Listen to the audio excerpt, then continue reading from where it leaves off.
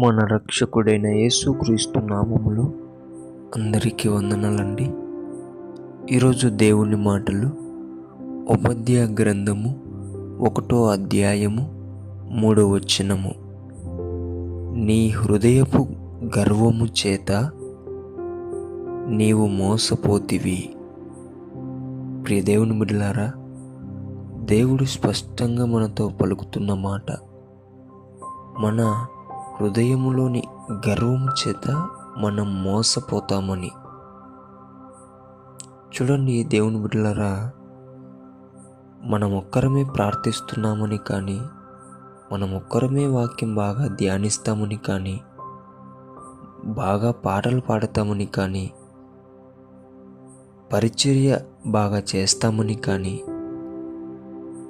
మన పరిచర్యనే చాలా గొప్పది, మన మందిరం ఒకటే చాలా గొప్పదని కానీ ఎక్కడ మనము గర్వపడకూడదు.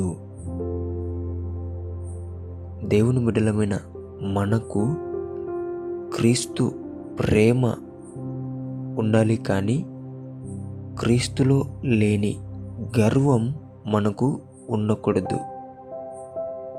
అందుకే ప్రియమైన దేవుని బిడ్డలారా, గర్వం ఉన్న చోట దేవుని ఆత్మ పని చేయదు. దేవుని ఆత్మ కార్యములు నీ కుటుంబంలో, నీలో జరగాలి అంటే ఆ హృదయంలో ఉంటున్న గర్వాన్ని తీసేసుకో. దేవుడు నీ పట్ల, నీ కుటుంబం పట్ల గొప్ప కార్యం చేస్తాడు.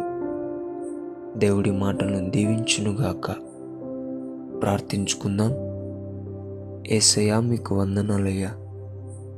ఎవరైతే నీ బిడ్డలు పొరపాటున తెలియక గర్వాన్ని ప్రేమించి హృదయంలోకి తెచ్చుకున్నారో, నీ బిడ్డలను ప్రభువా, ఆ గర్వం చేత అపవాది మోసపుచ్చాలని ఎదురు చూస్తుండగా, నీవు పలికిన ఈ మాటల చేత గర్వమును నుండి విడిపించి క్రీస్తు ప్రేమలోకి నడిపించమని యేసు నామములో ప్రార్థిస్తున్నాం తండ్రి.